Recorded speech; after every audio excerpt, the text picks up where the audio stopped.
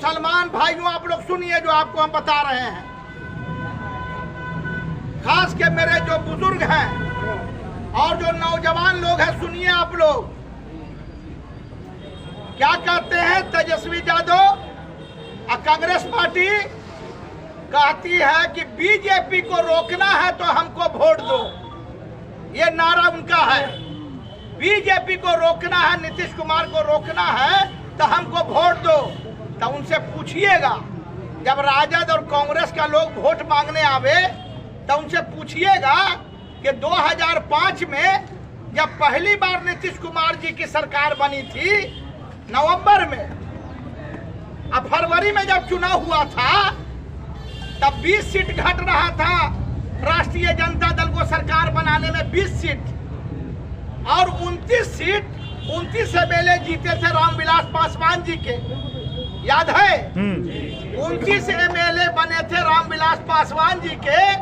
तो रामविलास पासवान जी ने क्या कहा कि अगर मुसलमान को चीफ मिनिस्टर बनाइएगा, मुख्यमंत्री बनाइएगा तो मैं समर्थन दूंगा। तो लालू जी 15 साल रहे मुख्यमंत्री और राबड़ी देवी जी रही 15 साल। 18% मुसलमानों के वोट से सहयोग से सरकार चली 15 साल। अगर 5 साल मुसलमान मुख्यमंत्री बन जाता, कौन गुना हो जाता? कौन गुना होता जी? अगर बिहार में 5 साल मुसलमान मुख्यमंत्री रहता, अगर 5 में सरकार आरजेडी बना लेती तो न नीतीश जी आते न बीजेपी आती। 2005 में बीजेपी को रोक दिया जाता।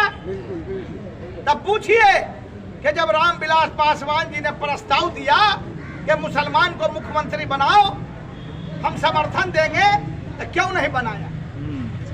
कहता है कि बीजेपी को रोकना है। तुमने क्यों नहीं रोका 2005 में? क्यों नहीं मुसलमान को मुख्यमंत्री बनाया?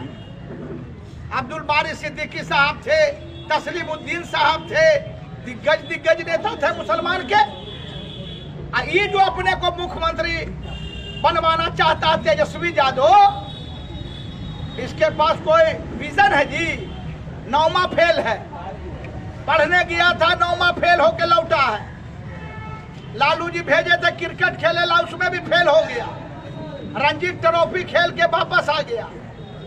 और अभी परिवारों चलाने में फेल है। भाई भाई लड़ रहा, भाई बहन लड़ रहा है। ये बिहार क्या चलाएगा और सरकार क्या चलाएगा? और सुनिए, वो कड़वा सच बताते हैं आप, कड़वा सच सुनिए। बिहार शरीफ में 2 साल पहले रामनवमी में दंगा हुआ। 17 महीने की सरकार थी, तेजस्वी यादव डिप्टी सीएम थे। सैकड़ों दुकान जला बिहार शरीफ में, मदरसा जला, मस्जिद जला और सैकड़ों कुरान शरीफ जला।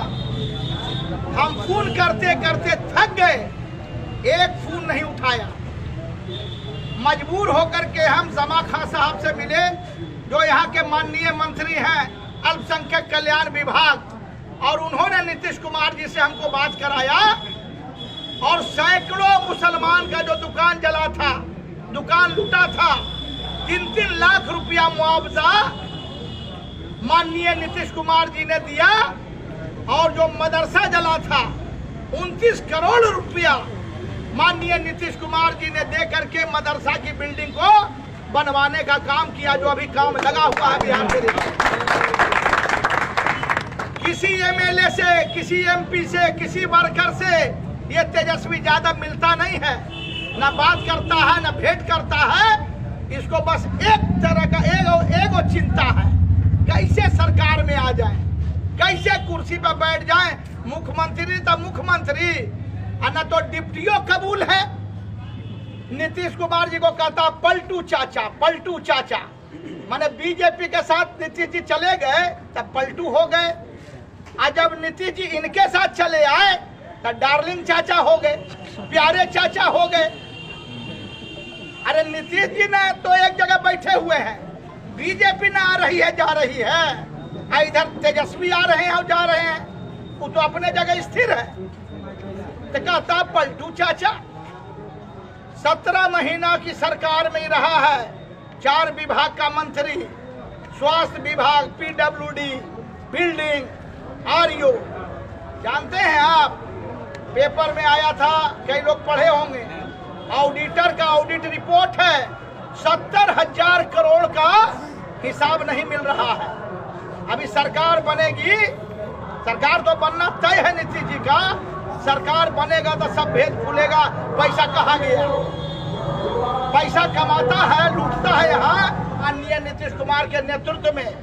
और एक मुद्दा और हम आपको याद दिला दें, क्योंकि मुसलमानों की आबादी यहाँ पर है ज्यादा, तो मुसलमान भाई एक क्वेश्चन और आप कीजिएगा, अगर कांग्रेस का लोग, आरजेडी का लोग वोट मांगने आए तो एक सवाल और कीजिएगा आप लोग कि 2004 में माननीय मनमोहन सिंह जी की सरकार बनी थी हिंदुस्तान में, भारत में केंद्र में सरकार बनी थी मनमोहन सिंह जी की, कांग्रेस पार्टी, और सेकंड लार्जेस्ट पार्टी थी आरजेडी लालू जी की, उन्होंने समर्थन दिया था कांग्रेस को, और लालू जी रेल मंत्री बने थे।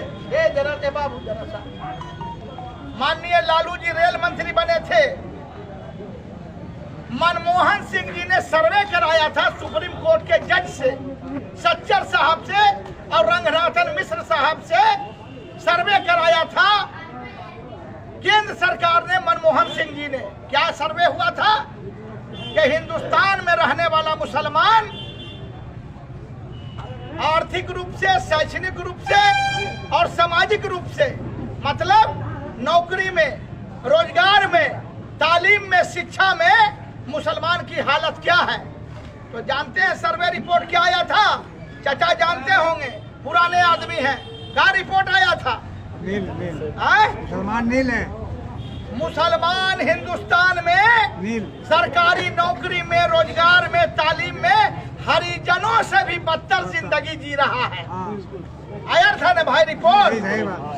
तो आप पूछिए कांग्रेस पार्टी से कि 2004 से 2014 तक कांग्रेस की सरकार रही, हिंदुस्तान में आरजेडी की सरकार रही, पिछला छोड़िए 50 साल, इंदिरा गांधी या जवाहरलाल नेहरू या राजीव गांधी छोड़िए, ये 10 साल जो मनमोहन सिंह की सरकार रही, और सर्वे रिपोर्ट जब आ गया कि हिंदुस्तान में रहने वाला मुसलमान हरिजनों से भी बदतर जिंदगी जी रहा है, तो कांग्रेस की सरकार ने, आरजेडी की सरकार ने मुसलमानों की भलाई के लिए क्या किया? कुछ नहीं। मुसलमानों के लिए, खैर के लिए क्या किया? जब आप पूछिए, अगर जवाब दे तो एक एक वोट आप दे दीजिए अपना। कोई जवाब नहीं है इन लोगों के पास, केवल ठग है। कहता कि मुसलमान के हित ऐसी हैं, ऐलान करो। अभी कांग्रेस पार्टी और राष्ट्रीय जनता दल को कहिए कि ऐलान करो, तुम्हारी सरकार बनेगी तो मुसलमान, दबे कुचले कमजोर मुसलमान, गरीबी रेखा से नीचे मुसलमान और पसमानदा मुसलमान, 18% मेरी आबादी है बिहार में मुसलमानों की, तुम ऐलान करो हमारी सरकार बनेगी तो 10% रिजर्वेशन नौकरी में और 10% रिजर्वेशन एजुकेशन में हम लोगों को सरकार देगी। ऐलान करो अगर तुम्हारे कलेजे में दम है तब। जब तुम मुसलमान का हितैषी बोलता है कि मुसलमान के रहबर हैं, तो मुसलमानों को रोजगार दो।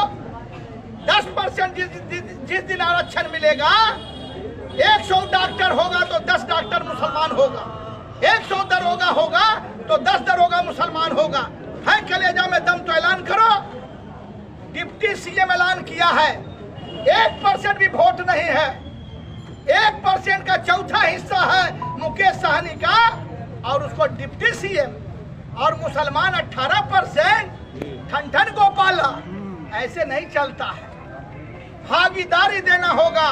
मुसलमान अब दरी उठाने के लिए और चाय का कप बढ़ाने के लिए आपके साथ नहीं रहेगा। अगर बीजेपी भी हमको सम्मान देगा, हमको शक्ति देगा, हमको अधिकार देगा, तो हम उसके साथ भी जाने के लिए मुसलमान तैयार हैं। लेकिन हक और अधिकार की बात करें। तो ये थे पप्पू खान जी, जिन्होंने बाखूबी से बताया कि हम नीतीश जी के साथ जुड़ जाए, क्योंकि नीतीश जी पे विश्वास है, भरोसा है। तो आप इनकी बातों से कहा था